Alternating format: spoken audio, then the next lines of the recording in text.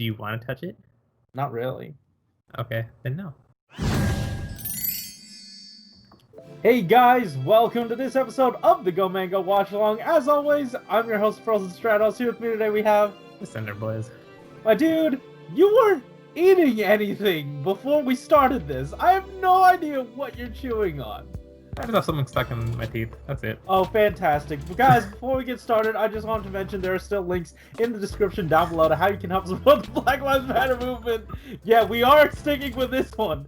By donating money, signing petitions, whatever you do, as long as you do it, it absolutely helps. But with that said, let's hop into our review of episode 21, and then we're going to hop into your thoughts. But yeah, anyway, Sakamoto episode. Yeah. It's a Sakamoto episode, and it went hard for no reason. Like, they got Sakamoto. They were like, "Oh man, we're gonna do like a tiny bit of plot. Let's get Koichi in here." Yeah. And then the episode looked so good, and it was a really okay plot. Yeah, I was actually super surprised because like once we see like the villain kind of pop out, and then like the music starts like kicking in, I'm just like, what? Why are they like putting in this music for this fight? And then like right after I say that, they pull out all the stops in the choreography. I was just like, holy crap, this fight looks so cool. Yeah. Like they can this do doesn't have to look this cool. Like what happens? Just like slapping, each other's hands out of the way and just like, getting blown away just so like the villain can get away. But no, they put in so much work. And I guess it's because like we're hitting like actual plot, like and like this show has barely set up any. I think like that was one of our gripes early on. But Silver's all like, "Hey, there's a curse." I was like, oh, "Okay, I guess we'll deal with that later." And it's now. It's like 1 or 2 weeks later. It's like, "Oh, you're gonna die in a week." But like, so, well, the first thing, it was really jarring that like, oh hey, Mabashina has this curse now. There was no hesitation from Silver, being like, "Hey, no, Red Fire Truck Man, don't say anything." It was just like, yeah, okay, it's happening. I mean, I get it. She's already inflicted by it, but does it also mean that the king is alive? Or no? Didn't the king die due to other means? Huh? I mean, didn't Garza kill the king? I thought so. I mean, like, they're leaving it up there. He might not be dead. It is very unlikely that he's dead, to be honest. Yeah. Like, it's strange to me.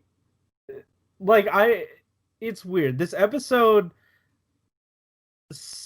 gave us more information about that curse, but it still mucked it up a little more. Because, like, why wasn't she inflicted this immediately after her mom died from it?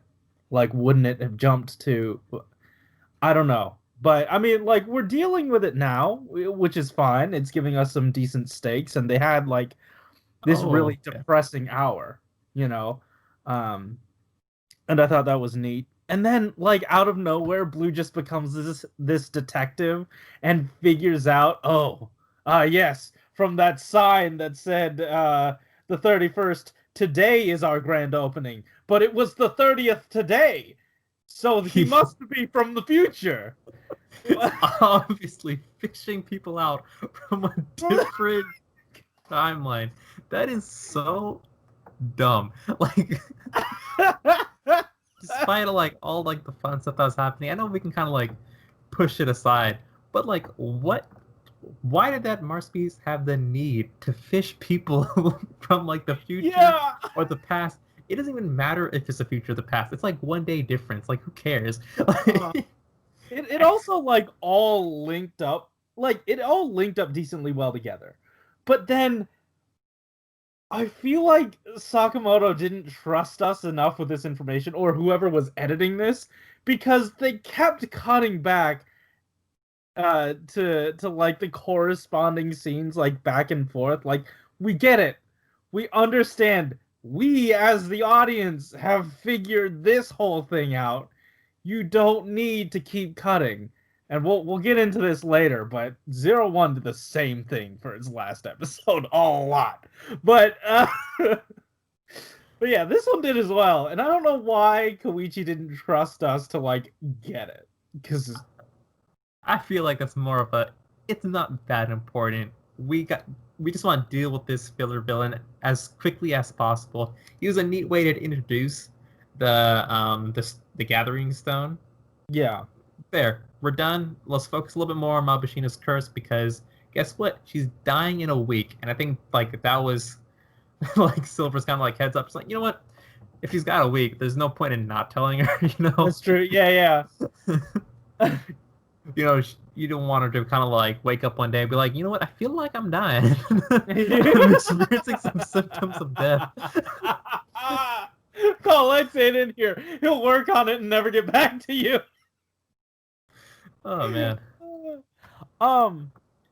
Yeah, like it was an episode that didn't need to go as hard as it did. I keep saying this, but I enjoyed it. Like, it was really fun. And we're raising the stakes a little bit. It baffles me what, like, unless we're keeping Sakamoto for like a string of episodes, I don't know why he's here in this one. I believe he's doing the next one as well. Okay. Yeah. Yeah. Like oh yeah, one more gripe I had towards the end of this episode. Once they get the Gather Stone from, you know, the villain of the week. Yeah. Silver has this need to show Mabushina, and Al is like, why? Like, like, you see like this giant monster. He looks a lot scarier than the ones that we have previously. Just go fight it and then go deal with it. I mean, like, the fights take like 5 minutes. Like, why are you even like? But like, what, are you gonna lose it? I mean, if you're gonna lose it, then there's no point. I don't. Yeah. If you're gonna lose it, don't take it to the building that is the most top heavy and will fall over. Like, if that thing gets into one of those fights, it will topple over and explode. Yeah. Just imagine if it was like an Ultraman fight. They'll be chucking that thing. They'll be swinging it as a bat. Like, yeah. But then, like, it also brought up that whole thing where, like, Mabushina wanted to see Silver as a hero, and I'm just like, why did you just stuff that in there? Did you just, like, not have enough content for 2 minutes? You probably cut some stuff out previously in the episode. Just add it in there. Why'd you put in this nonsense? Yeah, drama? Give us another flashback, is what Alex is saying. Hey, maybe Senna had some lines this episode, and we just didn't get to hear them. That's true. She didn't have the lines, but she had that really big, like, she had that scene of, like, the that shot of the 1,000-yard stare of just... Yeah. Yeah. Anyway, those were our thoughts, I think. Are you done? Yeah, I'm done. All right, cool. Let's talk about some of your thoughts. I am on the Soda Pop account, so that's not where I should be. All right, let's see here. Our one and only comment comes from Dustin Smith, who says, first of all, as I caught you last review referring to it as laminatophilia, I actually was trying to say inanimatophilia. The fetish for inanimate objects. I guess when it comes to typing L and I, it doesn't work too well with some keyboards. Now, with that explained, let's talk about this week's episode.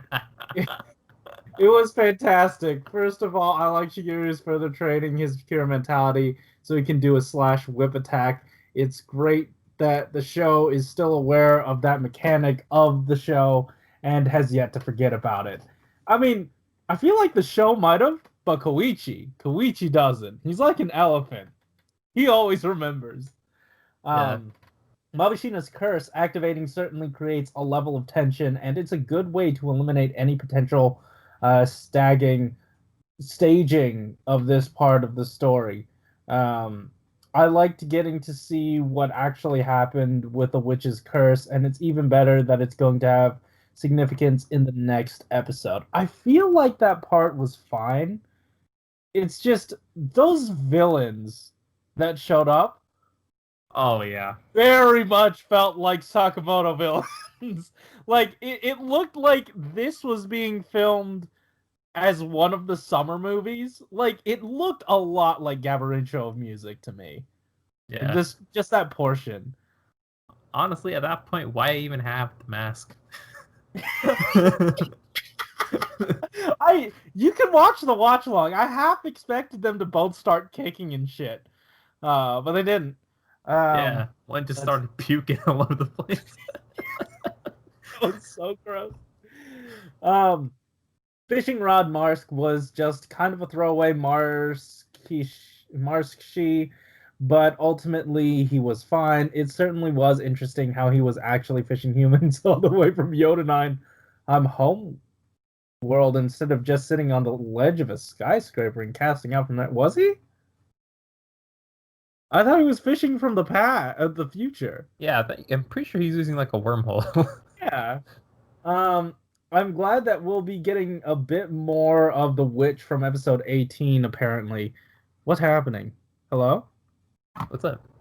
Oh, my Skype is all white, and I don't know. Oh, okay, it went back. Skype's weird today. I'm glad that we'll be getting a bit more of the witch from episode 18. Apparently, her name is Numa Joe, because seeing the scene with her getting destroyed by King Odin in the trailer for this episode was almost about to be disappointed. Oh, I was almost about to be disappointed that they'd keep her deceased, even though they went out of their way to give her a distinct look. I don't know how long she will last, but I'm happy that the Kiramagers will be able to get the chance to fight her. Also, Motorboat Basra Beast looks really cool. Yeah, I agree. That thing looks really cool, and that thing hits hard. Like, once again, with Sakamoto, like, it was so kinetic the way that thing fought. Just the way everything was cut together made it seem so fast and like lethal. Yeah. Anyway, do you have any more thoughts, Alex? Hello? No, I'm done thinking, dude. All right, cool. Guys, thanks for watching. Well, that's not good because we have 0-1 after this. But guys, thanks so much for watching. If you like this episode, hit that like button and subscribe. If you want to hear more from us each week, tell us in the comments down below what you thought about our thoughts about your thoughts about this episode. And also, there are still links in the description down below to how you can help support the Black Lives Matter movement by donating money, signing petitions, whatever you do, as long as you do it. It absolutely helps. With that said, hey, 0-1's ending. If you want to know our thoughts, or if you even want to watch along, we have those available. Head on over to our channel, find them. They're there. But yeah, anyways, guys, thanks for watching. Keep it juicy. Yep, see ya. Sorry, I was distracted because I was like watching 0-1, and like I was trying to find the difference between Realizing Hopper and like Rising Hopper. Nothing. And yeah, I just realized that.